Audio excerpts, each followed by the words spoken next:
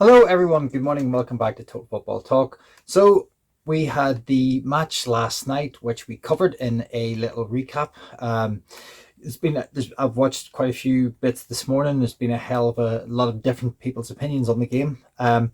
If you've got any opinions on the game, please throw them in below. I'd love to hear from you. And we will just look at some of the latest news coming out of Manchester United. There's not much transfer news. Obviously, we're just after a game, but there is plenty of stuff surrounding Manchester United that has circulated overnight, and we'll look at the headlines, starting with obviously the one about Garnacho, and his, call it what you want, petulance, disobedience, kind of inability to kind of read a situation, or whether maybe it's just a mistake by his PR team. But yeah, we will have to see how this unfolds. But we'll look at the Garnacho story that's floating around at the minute.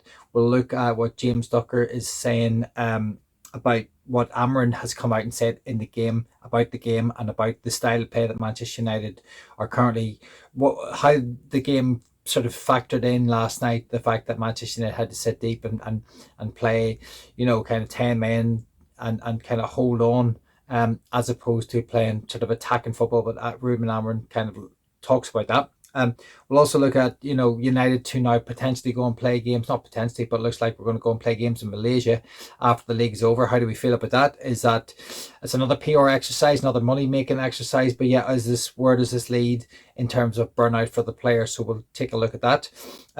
We'll also look at a few other bits in regards to how Lenny Euro's performance last night is very understated, how good it was. Urgate's as well. We'll look at some stats on how well he played last night. And then there's a little bit from from Fabrizio Romano talking about Victor Osimhen, and kind of what he what's being said there. But yeah, we'll dive straight in, and we'll look at the Garnacho story first. I don't know if you've heard it yet, but obviously Garnacho is doing the rounds on the internet, due to his walk off last night. Obviously, someone had to be sacrificed. For me, I don't know if I would have sacrificed Garnacho last night. I think I might have, taken Hoyland off. I feel like Garnacho and Dorgu were working well on that left side, and it's funny enough that that particular left side was ripped apart completely, with Dorgu getting sent off. And it is a red, but I don't think it's a bad red. In some ways, I think he kind of clips the top of the ball. He goes over the top of it, catches him on the shin.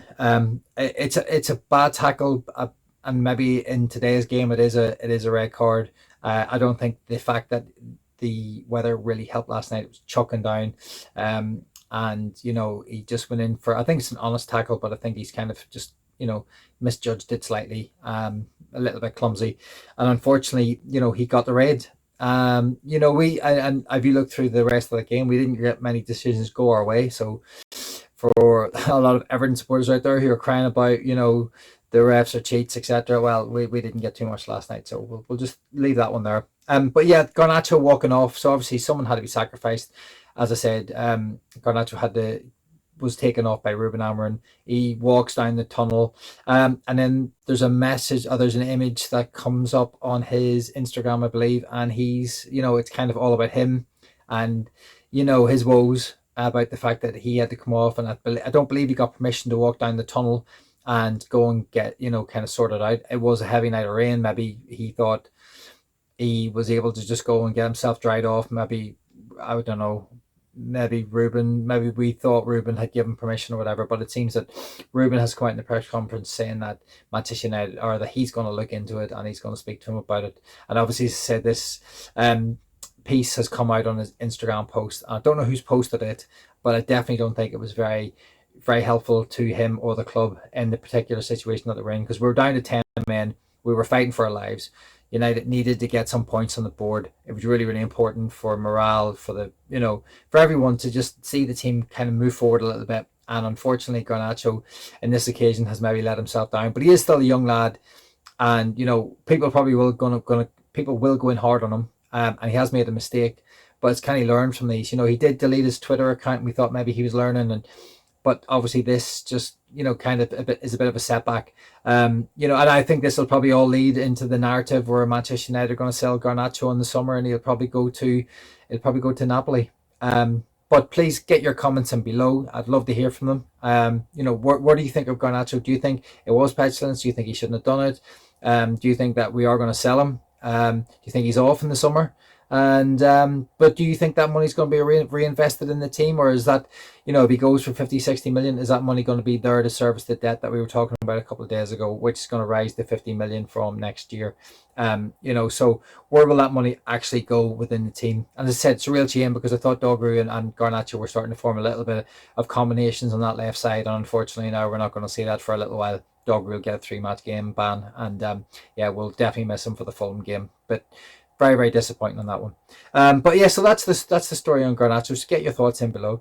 Guys, I'm Keith. Thanks very much for joining me on this little journey. And if you're liking the content, if you could hit me a little like, that would be amazing. And we subscribe along the way would really help me out. Thank you very much. But okay, we'll move on to the next story. And this is James Ducker in the Telegraph. And James is talking about Rubin Amorim says the Manchester United are more suited to playing on the back foot with a low block and bodies behind the ball with less space to defend, even if he finds it really hard to play that way. It worked for them with 10 men against Ipswich as it did against Arsenal. So I think, as United fans, we've talked about this for a long time, and we've said that Manchester United have got one way of playing, and that's playing deep and hitting on the break. And we've been doing that for years and years and years. And unfortunately, that seems to have been embedded within the club. It's kind of a systematic problem that we now have, and I don't know how Rubin Amorim is going to break that, because he obviously has a style of play, and it doesn't suit any of these players. Playing with 10 men, having to defend deep, having to defend your 18-yard box, is the way Manchester United have done it for such a long period of time, and he is desperate to try and change that, as was Ten Hag. But this is why, if we don't stick with Rubin Amorim and we don't try and change our ways, we're never going to break this problem. This problem will exist, and we will just be a team that's all we can do is sit deep and defend and hit on the break. Now, I think there's certain games that you can do that. Maybe whenever we come up against the likes of Arsenal, Liverpool, and City, maybe sometimes that is the way we're going to have to play. And I get that. It's fine. It's no problem. Sir Alex Ferguson did it. He picked and chose some of the games that he decided to, defend a little bit deeper. But there was many games where he was on the attack, and we just cannot play that way, unfortunately, because we are just not built. The team is not built to play in that way. And I think that Rubin Amorim's, it's a mammoth task to try and turn this, oil tanker around and get it going the other direction. And I actually don't know whether it's possible, because what he needs time and he needs money. And he's not going to get much time, and there is no money. So I actually don't know how he does this, bar miracles from the youth setup and, more players like Dogru coming in that kind of fit the system that he wants to play. But as I said, this is one massive oil tanker that is going in the wrong direction, and he needs to find a way to steer it back, kind of into sort of non-choppy waters. And it's going to be a long, long way to go. And I'm on that journey. I want to see that happen, because if we don't break the cycle, we will just carry on with the same nonsense time and time again, and we will be a mid-range, sort of mid-league, where we are now, mid-table. We're not even mid-table. We're below mid-table. That's where we'll be for a long time. So that's why I'm backing the manager. And obviously, James Ducker has come out and said that. But okay, we'll move on to the next little bit, and this is talking about money. Breaking: Manchester United are set to play 2 post-season games in Malaysia and Hong Kong immediately after the Premier League ends in May. Now, Spurs and Newcastle went and did this last year, where they went out to fields far away, and I think it was Australia they went to, and they played a game out there. And now Manchester United are following suit, and they're all just following, the coin. That's all they want. They just want the rub. They just want the green. They want the money. They want to be able to earn money, and this is another way to do it. So this isn't even a pre-season tour. This is just, as soon as the Premier League's done, we're off on our travels. And I think this is part of the reason why players are suffering a little bit. We have bigger squads, but I think they're suffering a little bit because as soon as a tough season's over, bang, you're on your trip and you're out and you're playing in another country straight away. And I don't know if this actually helps anyone at this particular stage, apart from the Glazers and Ineos, to help service the issues that they have created, the Glazers in particular. Okay, but that's that little bit. Okay, so we'll look at the next one, and that's sort of statistics on Lenny Yoro from last night. And, 100% dribbles completed, 100% tackles won, 95% pass accuracy, 58 passes attempted, 53 passes completed, 6 clearances. This is an 18-year-old kid from France, still a teenager, coming in, adapting to Manchester United, and especially in this particular environment where we're absolutely dreadful. And this kid's come in, and so far he's had a good season. As I said, in one game against Southampton, when we got, when he got tore to pieces by Semedo, not Semedo, the winger. I cannot. Every time I think of his name, it goes out of my head. On the left wing for Southampton, absolutely tore, him a new one. But he learned from that, and again last night you could even see that little bit of moment where he was attacking, he was on the byline, and he does the little Cruyff turn and plays the ball into Hoyland. Hoyland's got to take a touch and hit it first time, because there's a brilliant bit of skill. It's Lenny Earl has kind of shown that he's a very, very good player. He can defend really well. He defended the box really well when he needed to. He could break with the ball. He was composed with it, and he's obviously got a little bit of skill. And he's got the confidence still, in a really tough season, to try a little bit of skill on the edge of the opponent's box and still pull off a little bit of magic. It's just a shame and unfortunate Hoyland couldn't actually, just convert, or at least try and take the chance, because the kid didn't have a good game last night. So that was that, and we will look. And the other person who kind of was very unsung hero last night for me was Urgate. You can see in his tweet, he's a warrior. And Manchester United need warriors. He was a warrior in that midfield last night. I was kind of keeping a close eye on him. Obviously, that time with Delap, when he won the ball and he showed his core strength, and he couldn't get pushed off the ball, I thought was brilliant. Obviously, great to see the team kind of pile in. And I know Mazraoui got booked for it, but again, nice to see a little bit of team spirit, a bit of team fight, because we haven't really seen a lot of that this season. We've seen it in a few games. We've seen it against Arsenal when we went down to 10 men, and it's so frustrating that it takes us to go a man down or a goal down or something before we decide to kind of kickstart our game. And Rubin Amorim's got to find a way that Manchester United get out of the traps quicker, because last night we got out of the traps so slowly that Onana was still he was still in the dressing room, sipping on a cup of tea before he let that first goal go in, which was absolutely ridiculous. But yeah, so we have warriors in our team. We don't have many. We've lost Lisandro Martinez, which is a real shame. But Urgate in that midfield, he's still learning. He's still only 23. Remember, he ain't in his prime yet. Long way to go. He is playing his trade very, very well. He's being very understated. People aren't talking about him, but I watched him closely last night, and he won a lot of duels, obviously, from the statistics back that up. I don't quite have them here, but he barely misplaced the pass, and he was out there fighting, and he wanted to get something from that game last night. As did many of the others. Maguire and De Ligt deserve a shout out too, because they actually both played very well, and they both scored. I'm not Maguire's biggest.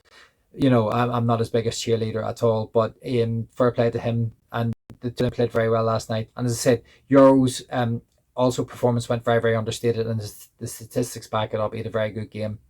So there are some positives from Manchester United's performance. Xerxes had a very good game last night. I thought he worked really hard, held the ball up well, and he's starting to come into his own. It's just a shame. He just needs to add some goals. We really could be doing with him right, because Hoyland, unfortunately, the kid is struggling, and he's it's just absolutely tough on him. But unfortunately, we don't have anyone else to give him a bit of a respite, because there's no one else there. So and talking about our front line, so this is the last little bit of news, and it's just kind of indirectly involved with Manchester United, and it's Fabrizio Romano, talking the Napoli director, saying it's true that Victor Osimhen has a release clause in his contract. We've been working to find a solution as soon as possible to avoid a late transfer, as what happened in the summer. So obviously, they obviously don't want to go through the problems they went through whenever they, before he went to Galatasaray last year. That caused them a few problems. I think Manchester United now want to, Napoli want to find a solution to this problem very, very quickly. But as we know, Manchester United don't like to do deals early in the transfer window. So even if Victor Osimhen was to come in, I don't think it would be until August, because Manchester United don't want to pay his wages over the summer when he's not going to be playing, even though Rubin Amorim would probably need him to come in early so he can get a proper pre-season under the system, and away we go. But as I said, Do I think this is going to happen? I'd like this to happen. There's obviously a lot of noise around this in particular, but this could also be noise coming from the agent trying to put stuff out there. You know, the what do you call it? The Napoli sort of director coming out and just saying we want we want to try and get this sorted. You know, obviously they want to find a solution to their problem because they want to bring in the players that they need. Maybe they'll revisit the Garnacho situation. Maybe Garnacho, that's where he'll end up.